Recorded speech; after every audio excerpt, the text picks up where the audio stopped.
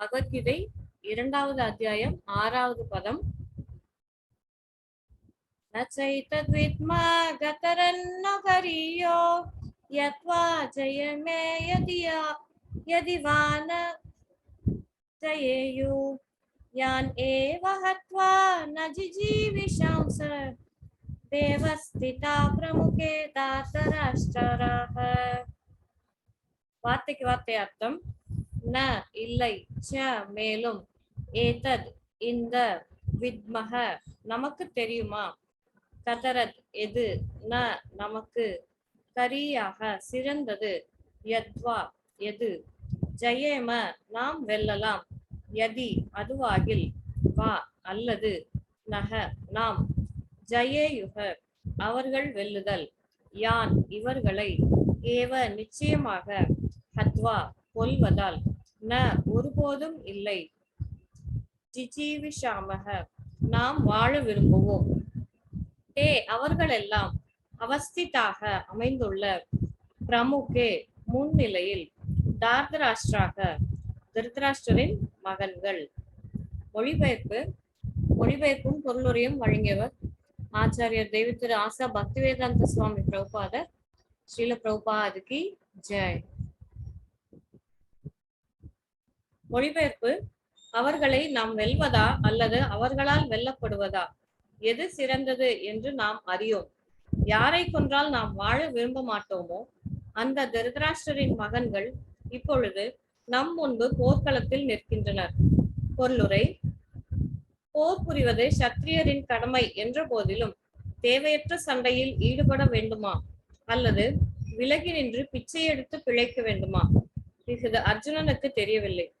எதிரியை வெல்லவில்லை எனில் அவன் பிழைப்பதற்கான ஒரே வழி பிச்சை எடுப்பதே.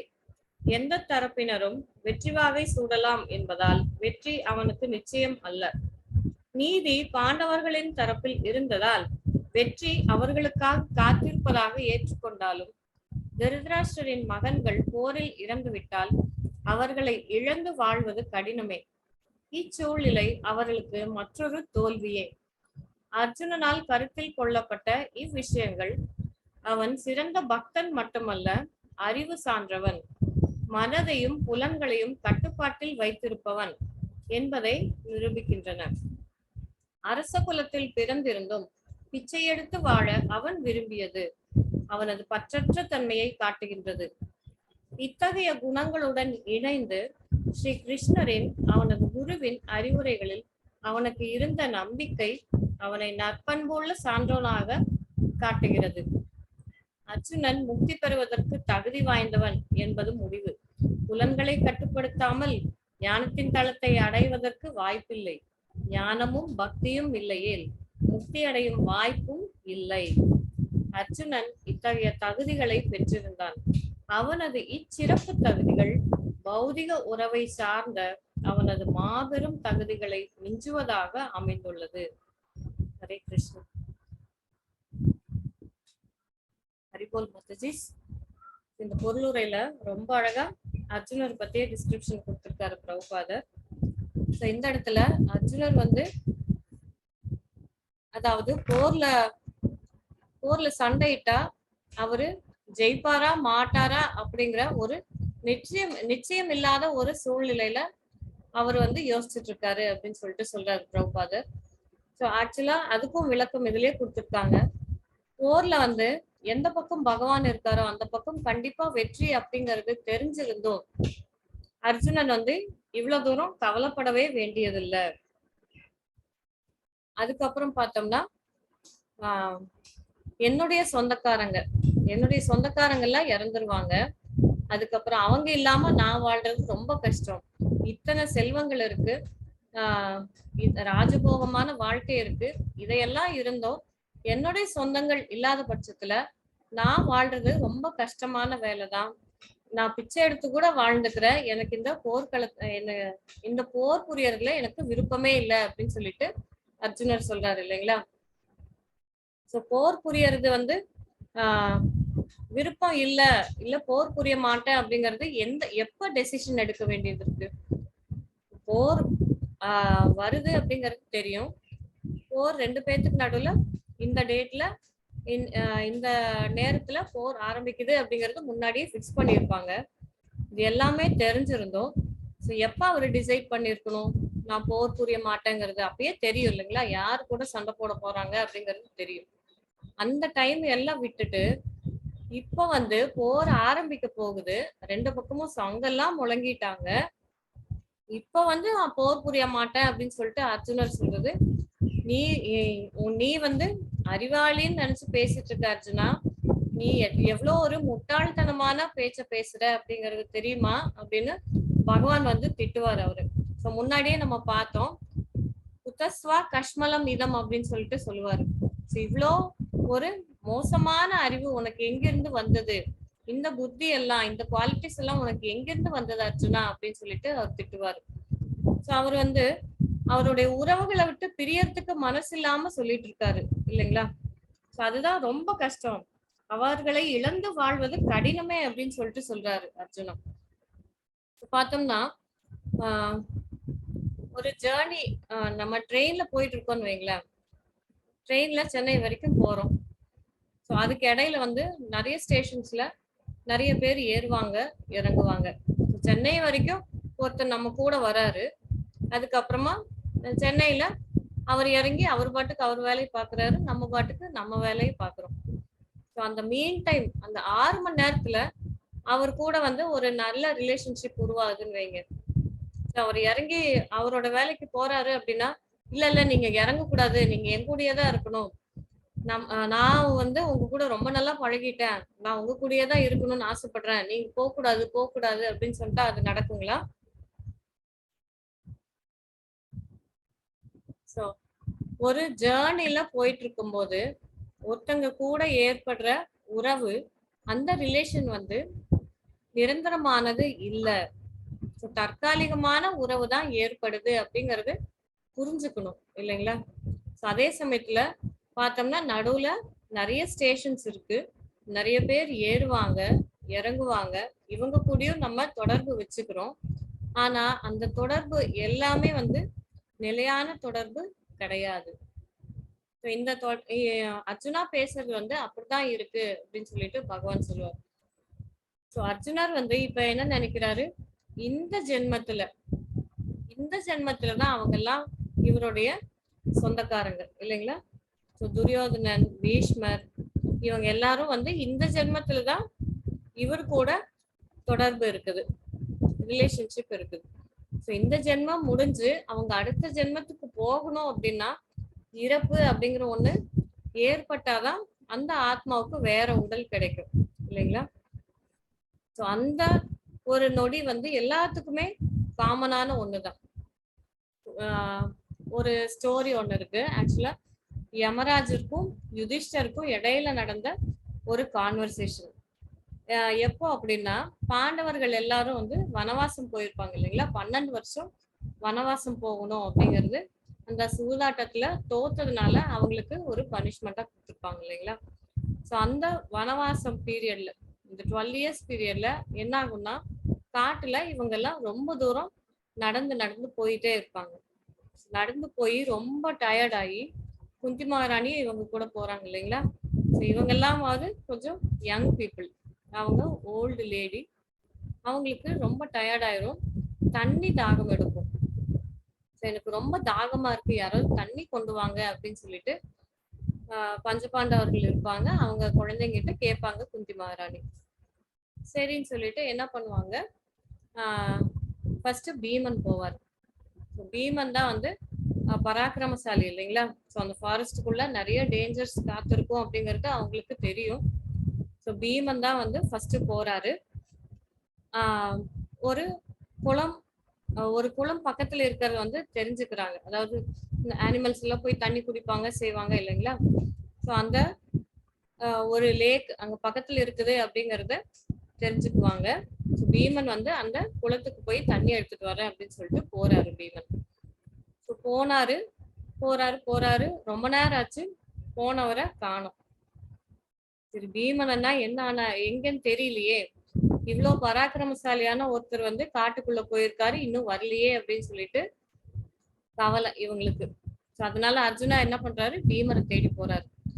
பீமன் தேடி போனோன்னா அவர் வந்து குளத்து பக்கத்துல பீமன் வந்து மயக்கமான நிலையில இருக்கிறத பாக்குறாரு. உடனே வந்து இவரும் என்ன பண்றாரு, அந்த குளத்துல இருக்கிற தண்ணிய மோறதுக்கு ட்ரை பண்றாரு. அதுக்கப்புறமா வந்து அர்ஜுனரும் அன்கான்சியஸ் ஆயிடுறாரு. அதுக்கப்புறமா இவங்க 2 பேரும் போய் ரொம்ப நேரம் ஆச்சு இன்னும் வரலையே அப்படின்னு சொல்லிட்டு நகுலனும் சகாதேவனும் போறாங்க. நகுலனும் சகாதேவனும் போயிட்டு அவங்களும் அந்த குளத்துல இருந்து தண்ணி எடுக்கிறதுக்கு ட்ரை பண்றாங்க. அவங்களும் வந்து அன்கான்சியஸ் ஆகி விழுந்துடுறாங்க. அந்த குளத்து பக்கத்திலேயே வந்து 4 பேருமே வந்து அன்கான்சியஸா படுத்துட்டு இருக்காங்க. என்னடா அது, நம்ம தம்பிங்க எல்லாம் போய் ரொம்ப நேரம் ஆச்சே இன்னும் யாரையுமே காணுமே அப்படின்னு சொல்லிட்டு என்ன பண்றாரு யுதிஷ்டர் மகாராஜ். யுதிஷ்டர் வந்து என்ன பண்றாரு, அவங்களோட தம்பிகளை தேடிட்டு போறாரு. போகும்போது அந்த குளத்துக்கு பக்கத்துல பார்த்தோம் அப்படின்னா 4 பேரும் அன்கான்சியஸா இருக்கிறத பாக்குறாரு யுதிஷ்டர் மகாராஜ். ஸோ யுதிஷ்டர் மகாராஜுக்கு வந்து ஒரு டவுட் இருக்குது. என்ன அப்படின்னா 4 பேருமே வந்து சாதாரணமான ஆட்கள் கிடையாது இல்லைங்களா. இவங்க 4 பேருமே வந்து ரொம்ப வீர தீர செயல்கள் செய்யறவங்க, ரொம்ப சக்தி வாய்ந்தவர்கள். இவங்க 4 பேர்த்தையும் வீழ்த்தணும் அப்படின்னா அது வந்து ஒரு பர்சனால கண்டிப்பா முடியாது. இவங்க 4 பேருமே நம்ம பார்த்தோம் இல்லைங்களா, மகாரதக அப்படின்னு சொல்லிட்டு படிச்சு இருக்கோம் இல்லைங்களா. அந்த மாதிரி வந்து பெரிய பராக்கிரமான வேலைகள், வீரதீர செயல்கள் செய்யறதுல இவங்க வல்லவர்கள். இவங்க 4 பேரும் வந்து இப்படி மயங்கி கிடக்குறாங்க அப்படின்னா இதுல வந்து ஏதோ ஒரு சூழ்ச்சி இருக்கு அப்படின்னு சொல்லிட்டு யுதிஷ்டர் மகாராஜ் வந்து யோசிக்கிறாரு. யோசிக்கும் போது அப்பதான் வந்து அவரும் வந்து அந்த குளத்துல தண்ணி எடுக்கிறதுக்கு ட்ரை பண்றாரு. அந்த குளத்துல தண்ணி எடுத்து கொடுத்து நம்மளுடைய தம்பிங்களெல்லாம் அன்கான்சியஸா இருக்காங்க இல்லைங்களா, அவங்களெல்லாம் வந்து கான்சியஸ்க்கு மயக்க நிலையில இருந்து தெளிய வச்சிடலாம் அப்படின்னு சொல்லிட்டு தண்ணி எடுக்க போறாரு. அப்ப தண்ணி எடுக்க போகும்போது என்ன ஆகுது அப்படின்னா அந்த குளத்துக்கு பக்கத்திலேயே வந்து ஒரு அசிரீரி கேக்குது இவருக்கு. அதாவது அந்த அசிரீரி வந்து என்ன சொல்லும் அப்படின்னா, நான் கேக்குற இந்த கேள்விக்கு பதில் சொன்ன அப்படின்னா உன்னுடைய 4 தம்பிங்களையும் நான் உனக்கு மீட்டு கொடுக்குறேன், இந்த குளத்துல இருந்து தண்ணி எடுக்கிறதுக்கும் நான் வந்து உனக்கு அனுமதி கொடுப்பேன் அப்படின்னு சொல்லிட்டு சொல்லுது. ஓஹோ சரி, வந்து இவங்களோட வேலை தானா அப்படின்னு சொல்லிட்டு இவருக்கு யுதிஷ்டர் மகாராஜுக்கு தெரிஞ்சிருது. சரின்னு சொல்லிட்டு அந்த அசிரீரி சரி என்ன கேள்வி கேட்க போற, அப்படி என்ன நீ கேள்வி கேட்க போற அப்படின்னு சொல்லிட்டு யுதிஷ்டர் மகாராஜ் கேட்பாரு. அந்த அசிரீரியும் வந்து கேட்கும். அந்த அசிரீரி கேட்ட கேள்வி பார்த்தோம் அப்படின்னா, நம்ம மனுஷங்க வந்து என்னதான் மனுஷங்க வந்து எல்லா சூழ்நிலைகளையும் பார்த்துட்டு இருக்காங்க, செஞ்சுட்டு இருக்காங்க, ஆனாலும் ஒரே ஒரு விஷயத்த மட்டும் ஒத்துக்கவே மாட்டாங்க. மனுஷங்க ஒத்துக்காத ஒரு விஷயம் என்ன, அவங்களால அக்செப்ட் பண்ணிக்க முடியாத விஷயம் என்ன அப்படின்னு சொல்லிட்டு அந்த அசிரீரி கேட்பாங்க. மனுஷங்க அக்செப்ட் பண்ணிக்க முடியாத ஒரு விஷயம் என்ன அப்படின்னு சொல்லிட்டு கேட்பாங்க. அதுக்கு யுதிஷ்டர் மகாராஜுடைய பதில் என்னவா இருக்கும் மாதாஜிஸ்? யாருக்காவது எனி கெஸஸ், ஏதோ ஐடியா இருக்குங்களா? இறப்புங்க மாதாஜி. நம்ம சாகரத வந்து யாரும் ஒத்துக்கவே முடியாது மாதாஜி, ஒத்துக்க மாட்டாங்க. எஸ் மாதாஜி, ஹரே கிருஷ்ணா, ஹரி போல். லக்ஷ்மி பசுபதி மாதாஜி ஆன்சர் பண்ணிருக்காங்க. நம்ம என்னதான் வந்து நமக்கு முன்னாடி எத்தனையோ பேரு நம்ம கண்ணு முன்னாடியே இறக்குறத பார்த்திருப்போம், கேட்டிருப்போம், நம்மளுடைய சொந்த ரிலேஷன்ஸா கூட இருக்கும், எல்லாருமே இறக்குறத பார்த்துக்கிட்டே இருப்போம். ஆனா நம்மளால வந்து ஆனாலும் மனுஷங்களுக்கு என்ன ஒரு நினைப்பு அப்படின்னா, நான் சாக மாட்டேன் அப்படிங்கிற ஒரு நினைப்பு தான் அவங்களுக்கு இல்லைங்களா. அவங்களுக்கு இல்ல, நமக்கு. நம்ம எல்லாருமே வந்து we are sailing on the same boat இல்லைங்களா. என்னதான் யாரு பக்கத்துல இருக்கிறவங்க, எதிரில இருக்கிறவங்க, சொந்தக்காரங்க, ஃப்ரெண்ட்ஸ் எல்லாரும் வந்து இறந்துகிட்டே இருந்தாலும் நாம இறக்க மாட்டோம் அப்படிங்கிற ஒரு அசைக்க முடியாத நம்பிக்கை வந்து நம்ம எல்லாத்துக்கும் இருக்கும் இல்லைங்களா. அந்த இருந்துருவோமோங்கிற பயமும் இருக்கும். அந்த பயத்தினாலதான் நம்ம நிறைய வேலை செஞ்சுட்டு இருக்கோம். வேலை செய்யறதாகட்டும், சம்பாதிக்கிறதாகட்டும், சேர்த்து வைக்கிறதாகட்டும், நமக்கு நகைகள் வாங்கி வைக்கிறது எல்லாமே நம்மளுடைய சேவிங்ஸ் இன்வெஸ்ட்மெண்ட் எல்லாமே வந்து இந்த இறப்பு அப்படிங்கிற ஒரு பாயிண்ட் அந்த ஸ்டேஜுக்காக தான் வந்து இந்த ப்ரிப்பரேஷன்ஸ் எல்லாமே பண்ணிட்டு இருக்கோம் இல்லைங்களா. ஸோ இங்க ஆனாலும் அதுக்காக தான் நம்ம ப்ரிப்பரேஷன்ஸும் பண்ணிட்டு இருக்கோம். ஆனாலும் நான் ஒரு காலத்துல செத்துருவேன் அப்படிங்கறத அதையே நம்மளால கண்டிப்பா அக்செப்ட் பண்ணிக்கவே முடியாது. எவ்வளோ வயசானவங்களை பார்த்தீங்க அப்படின்னாலும் அவங்க இன்னும் நிறைய என்ஜாய் பண்ணணும் அப்படின்னு தான் நினைச்சிட்டு இருப்பாங்க. 60 வயசு 70 வயசு ஆகும், ஆனாலும் வந்து நிறைய என்ஜாய் பண்ணணும், நிறைய ட்ரிப்பு போகணும்பாங்க, தியேட்டருக்கு போகணும்பாங்க, நிறைய வந்து எல்லாத்தையும் என்னோட சொந்தக்காரங்களை எல்லாம் மீட் பண்ணும்பாங்க, கல்யாணத்துக்கு போகணும், பார்ட்டிக்கு போகணும், எல்லா அந்த என்ஜாய்மெண்ட்ஸும் வந்து நான் பண்ணணும் அப்படின்னு தான் நினைப்பாங்க இல்லைங்களா. ஸோ அந்த இறப்பு அப்படிங்கிற ஒண்ணு இருக்குது அப்படிங்கறதே வந்து நம்மளால அக்செப்ட் பண்ணிக்கவே முடியாது. எனக்கு சின்ன வயசு தானே. ஸோ நம்ம முன்னாடி வந்து ஒரு எக்ஸாம்பிள் பார்த்தோம் இல்லைங்களா. ஸோ பகவத்கீதை புக் டிஸ்ட்ரிபியூஷன் பண்றதுக்கு நம்மளுடைய பக்தர்கள் போறாங்க. அப்போ வந்து ஒரு 60-65 இயர்ஸ் இருக்கிற லேடி கிட்ட போய் இவங்க புக்கு டிஸ்ட்ரிபியூட் பண்றதுக்கு போறாங்க. ஸோ அவங்க கிட்ட போயிட்டு, நீங்க வந்து இந்த புக்கு கண்டிப்பா வாங்கி படிங்க, உங்களுக்கு உங்களுக்கு வந்து இது ரொம்ப யூஸ்ஃபுல்லா இருக்கும் அப்படின்ட்டு எல்லாம் சொல்லி நம்மளுடைய பக்தர்கள் கொடுக்குறாங்க. அப்ப அந்த அம்மா சொல்லுது, என்னது பகவத்கீதையெல்லாம் படிக்கிற அளவுக்கு எனக்கு ஒன்றும் அவ்வளோ வயசு ஆயிரல அப்படின்னு சொல்லிட்டு அந்த அம்மா சொல்றாங்க. ஸோ எவ்வளோ வயசு ஆனாலும் ஏன் இந்த மாதிரி இருக்கும் அப்படின்னு பார்த்தோம்னா, அந்த ஆத்மாவனுடைய அதனுடைய குவாலிட்டி அதுதான். ஆனந்தமயோ அபியாசாத் அப்படின்னு சொல்லிட்டு சொல்றோம் இல்லைங்களா. இந்த ஆத்மா வந்து எப்பயுமே சந்தோஷமாவே இருக்கணும் அப்படிங்கிறது தான் அந்த ஆத்மாவுடைய குவாலிட்டி. அதனாலதான் வயசானாலும் நமக்கு என்ஜாய் பண்ணணும் அப்படிங்கிற அந்த டெண்டன்சி இருக்கும். ஆனா அந்த சமயத்துல வந்து நம்மளுடைய உடம்பு ஒத்துழைக்காது. அந்த மாதிரியான ஒரு சந்தர்ப்பத்தில் தான் நமக்கு கோபம் வரும். எப்ப வந்து இந்த பாடியும் இந்த சோலும் இன்காம்பேட்டபிளா இருக்குதோ, ஸோ இந்த பாடினால அதாவது அந்த சோல்னால இந்த பாடி வச்சு எப்ப என்ஜாய் பண்ண முடியாம போகுதோ அப்பதான் நமக்கு வந்து எல்லா விதமான ஸ்ட்ரெஸ் ஆகட்டும், கோபம் ஆகட்டும், எல்லாமே வந்து அப்பதான் உருவாகுது இல்லைங்களா. அந்த இறப்பு அப்படிங்கிற ஒன்றை ஏத்துக்கணும்னா எவ்வளவு ஒரு பக்குவம் தேவைப்படும் இல்லைங்களா. அதுதான் வந்து அசிரீரிக்கு இவர் யுதிஷ்ட மகாராஜ் வந்து பதில் கொடுக்குறாரு.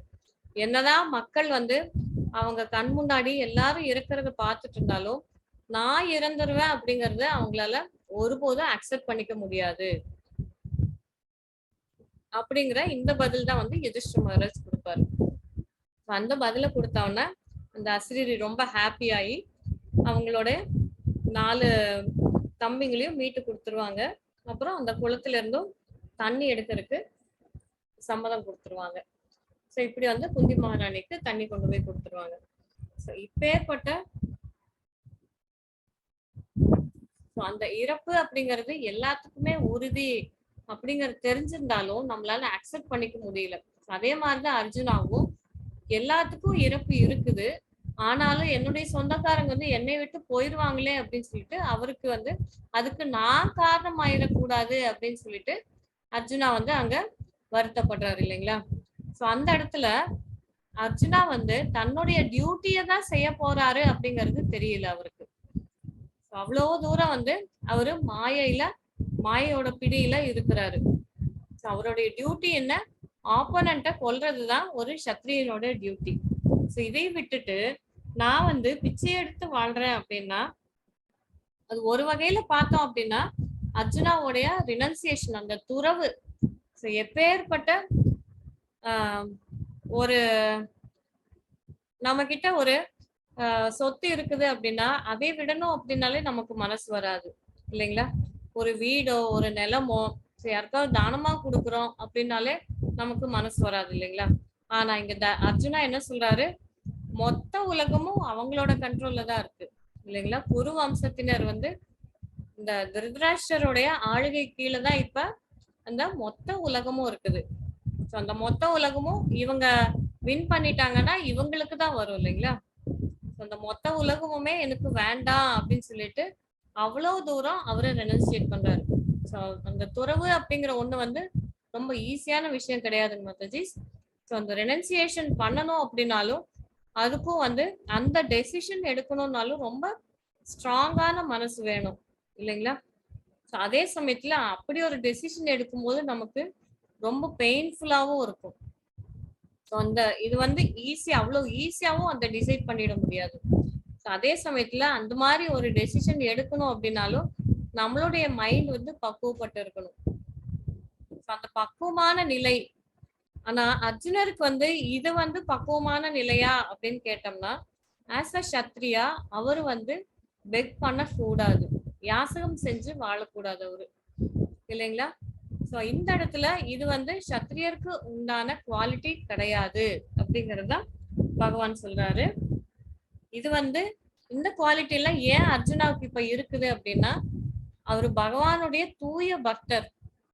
தூய பக்தருக்கு உண்டான குவாலிட்டிஸ் தான் இப்ப அர்ஜுனா கிட்ட இதெல்லாம் வெளியில வர்றது வந்து, அர்ஜுனா வந்து பகவானுடைய தூய பக்தர்னால்தான் இவ்வளோ கம்பேஷனட்டா இவ்வளோ மெர்சிஃபுல்லா இருக்காரு. இவ்வளவு தூரம் அவரால் ரெனன்சியேட் பண்ண முடியுது. எல்லாத்தையும் திறந்துட்டு ஒரே நிமிஷத்துல டிட்டாச் ஆகி வரணும் அப்படின்னா அவரு எவ்வளோ ஒரு தூய பக்தரா இருப்பாரு இல்லைங்களா? அப்பேற்பட்ட நிலையிலையும் இப்ப என்ன ஆகுது அப்படின்னா அவருடைய புலன்களுக்கு கட்டுப்பட்டு போயிடுறாரு. என்னுடைய சொந்தக்காரங்க அவருடைய உடலுக்கும் புலன்கள் அப்படிங்கிறது வந்து நம்மளுடைய சென்சஸ் மட்டும், சென்சஸ் பிளஸ் மைண்ட் இது எல்லாமே சேர்ந்ததுதான் புலன்கள் அப்படின்னு சொல்லிட்டு சொல்லுவாங்க. இது எல்லாத்தையும் என்ன பண்ணிட்டாரு, தன்னுடைய மெட்டீரியலான உறவுகளுக்காக யூஸ் பண்ண ஆரம்பிச்சிட்டாரு இல்லைங்களா? பௌதீக உறவுகளுக்காக யூஸ் பண்ண ஆரம்பிச்சதுனால அவர் வந்து இப்ப இந்த முக்குணங்களோட பிடியில வந்துட்டாரு அப்படின்னு சொல்லிட்டு அதுதான் வந்து நம்ம இங்க எடுத்துக்கணும்.